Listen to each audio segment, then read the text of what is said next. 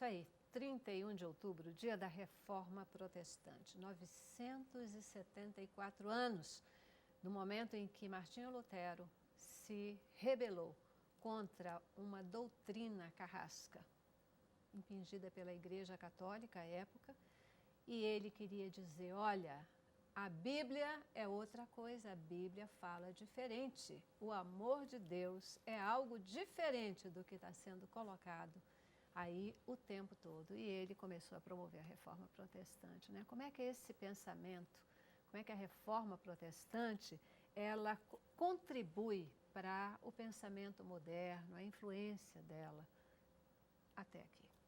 A reforma ela vai colocar, né, a ação de Lutero propriamente dito, mas o pastor lembrou do Max Weber, né, e os próprios fundamentos da economia moderna está colocada para a evolução e para a manutenção a partir do que a reforma produziu, que era, você tem até a reforma um momento onde o acúmulo de riqueza se dá num setor específico da sociedade, e aí a igreja está colocada aí nessa estrutura de poder não só político, mas poder também econômico. Mas a reforma vem também, e isso também vai influenciar, uma coisa, não é que uma coisa influencia a outra, mas elas são influenciáveis, né? A própria reforma e o próprio processo político e econômico vai colocar para a sociedade que não. Você também pode, de alguma forma, acumular esse recurso. Como é que você pode fazer para ganhar esse dinheiro? Então, hoje, o que a gente tem do capitalismo hoje, ele não seria capitalismo, a gente não teria, se a reforma não desse esse espaço para a burguesia que nasce na época, com a crise do feudalismo. A burguesia acumula capital e percebe que o acumular capital, inclusive, é pecado, né? A igreja coloca, acumular capital é pecado. O que você faz do capital e como os capitalistas tratam com o seu dinheiro, com aquilo que você tem, é uma outra discussão que a gente tem que fazer, cada um faz com o seu pastor, com o seu padre, com a sua igreja. Mas o acumular o recurso, o ganhar o recurso, não tem nada de pecado em si nisso. E isso era colocado, mas muito em função de quem? Quem é que pode acumular, né? E não com o trabalho de todos, né? Então, isso vai gerar, para a gente, eu acho que se eu tivesse que marcar, não só a questão, tem mais questões religiosas e doutrinárias aí, mas o capitalismo que a gente tem hoje, ele nasce com esse espírito, né? O espírito da reforma protestante vai propiciar o espírito do próprio capitalismo. Então, acho que isso é um fator fantástico para a gente pensar. E se não tem reforma, a gente estava certamente nadando como a igreja bem pensava na época. Então, isso também vai influenciar diretamente numa contrapartida na própria Igreja Católica de repensar as suas bases e repensar os seus dogmas também e a sua doutrina. Então, isso tudo, eu acho que, como a gente falava no primeiro bloco, eu acho que um programa só não basta para se discutir tamanho tema, né, pastor Marcos. A gente nem pretende mesmo aqui esgotar o assunto. Mesmo porque teremos outros 31 de outubro. Sem dúvida, e ano que vem a gente pode estar aqui de novo. Sem dúvida. A questão do acumular riqueza, André, John Wesley, uma vez perguntado se o crente poderia enriquecer, seria legítimo ao crente ganhar muito dinheiro, John Wesley disse assim, ganhe quanto mais dinheiro você puder ganhar, para que você tenha tanto mais para repartir. Então, existe um princípio, né, na prosperidade, que ele é o abençoamento. Né? Como o André falou, o professor André falou, Celeste, há um encadeamento de fatos. Né? A gente não pode olhar a reforma sem entender que desde o século XII, com Francisco de Assis, do século XIV, com John Wycliffe e John Hus, com a própria católica Isabel na Espanha, Isabel de Castela, que começa um movimento de moralização da igreja. Tudo isso vai culminar na Reforma Protestante. Então, existem movimentos pré-reformadores. Quando a gente olha tudo que aconteceu no mundo de lá para cá, da Reforma para cá, a Revolução Francesa, por exemplo, no século XVIII, onde há o rompimento, talvez o marco do rompimento igreja-estado, né? A gente tem ali na Revolução Francesa. Aquilo só é possível a partir da quebra dessa hegemonia da igreja feita pela reforma lá atrás.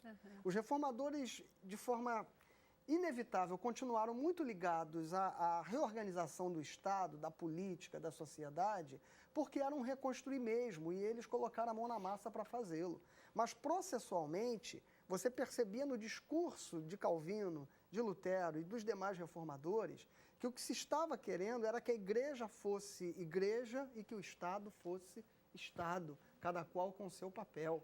974 anos atrás. Me parece que a gente está falando disso hoje. Pois é.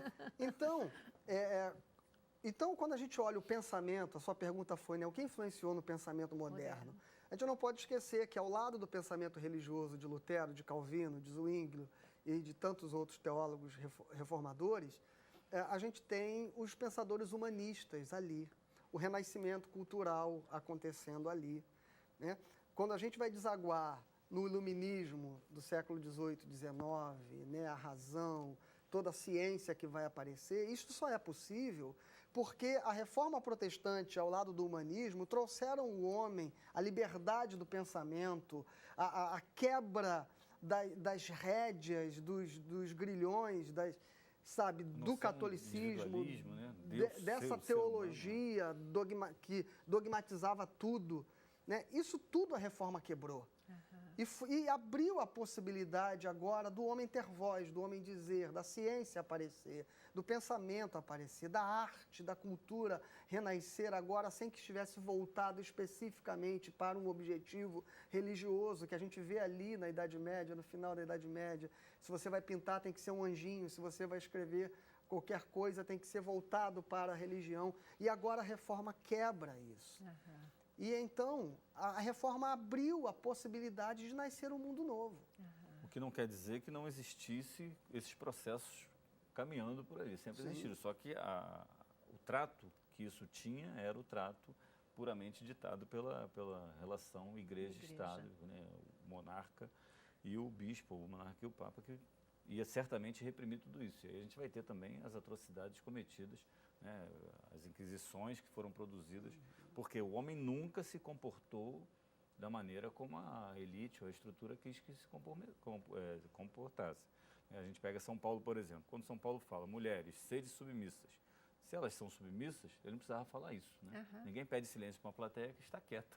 Se ela já está quieta, para que eu vou pedir silêncio? Então, o homem, as relações sociais, elas nunca foram homogêneas e estanques, como a gente vê muitas vezes na história contada, que certamente é contada por quem ganhou a batalha. Então, esses espíritos, essas críticas, essas crises, esses vai e vem de crise, eles sempre, desde que a igreja, lá no século IV, V, se estrutura enquanto uma igreja católica, apostólica romana, para ela se estruturar enquanto isso, ela teve que podar muita coisa que vai vir lá nos concílios. E ela também vai deixar muita coisa para trás, que são as crises que não vão, ninguém mata o pensamento humano, né? Então, isso certamente vai inundar o espírito daquele momento, e aí o acúmulo de riqueza por boa parte da burguesia, tanto do Sacro Império Germânico, da Saxônia, e da Veneza, Gênova, que também tem várias formações de burgos por acumulação de riqueza, vai perceber que há um momento importante de se mudar isso. E isso acho que é fantástico, né? Isso aí é um mérito que a gente não pode negar. O nacionalismo que vai fortalecer, aliás, a reforma prospera na Alemanha porque há um sentimento nacionalista, porque toda aquela carga de tributos ainda ter que ser destinada ao Sacro Império e a Roma. Se a Alemanha tem necessidades muito específicas e que ela pode focar numa organização própria e ter o seu governo, seus príncipes estão querendo espaço. E não só os príncipes, a gente vê a história muito, muito gozada, a gente vê a história contada e a gente acaba também depois recontando a partir dos príncipes, né? Os príncipes da Saxônia que fez isso. Mas a gente vai ter uma revolta camponesa. Sim, né? A reforma anabatista, como é chamada. Do Münzer, de 1524, que 100 mil camponeses vão ser eliminados pela burguesia germânica com aliança com a igreja. É verdade. Então você tem um processo de ruptura com a igreja se arma e retorna os nobres, tentando retomar o poder, que os príncipes germânicos vão tentar recuperar o que era dele. E depois o camponês que não está na história, mas ele está vendo tudo acontecer e a gente acaba passando batido por eles, percebe que é um momento também para eles tomarem o poder e acabar com a servidão de toda a Idade Média, todo o feudalismo. A reforma acaba sendo um grande grito de liberdade. Por quê?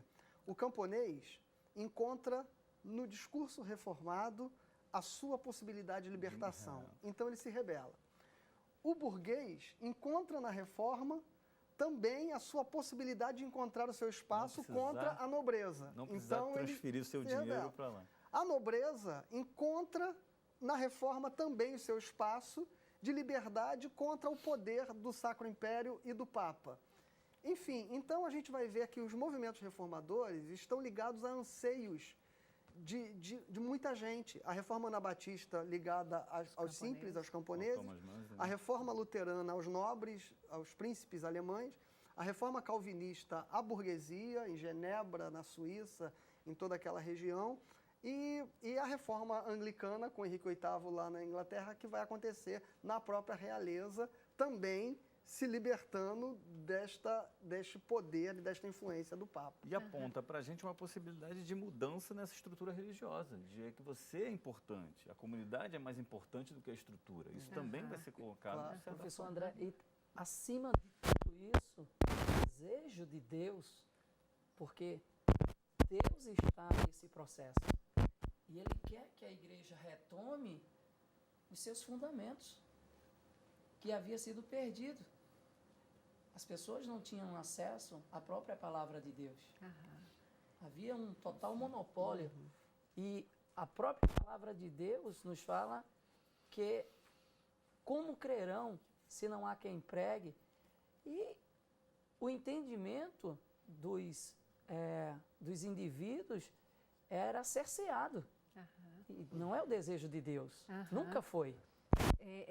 Você está falando, pastor, e mais uma vez me remete, né, ao momento atual. Eu não consigo falar com vocês sem ir lá e vir cá, ir lá e vir cá, né?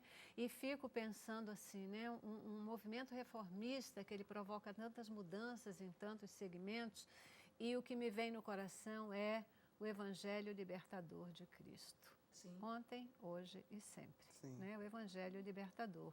O Evangelho libertador, que ele não se mistura nem com a questão da sociologia, nem com a questão da riqueza, ele só tem a ver com o amor, né? O amor de Deus, a importância das pessoas, a exaltação das pessoas, e foi para isso que Jesus veio, né? E a gente vê Lutero ali trabalhando, buscando, promovendo a reforma. Ele queria reformar o catolicismo e a gente hoje fala numa reforma protestante, né? Numa reforma protestante. Por quê? Não é uma reforma do catolicismo. Por que que ela adota esse nome de protestante? Talvez uma pergunta menor, mas ela tem uma importância nesse sentido, né? Eu preciso ir para o intervalo e eu queria voltar com vocês. Por que a gente acaba falando na reforma protestante? Eu tenho uma pergunta de telespectador que quero colocar para vocês também. Por que que se comemora o dia do Halloween exatamente no dia da reforma protestante? Coincidência ou tem a ver alguma coisa? Qual é a ligação dessa história? Tá bom? Eu vou para o intervalo e volto já já. Cabeça pra cima. Eu quero mais.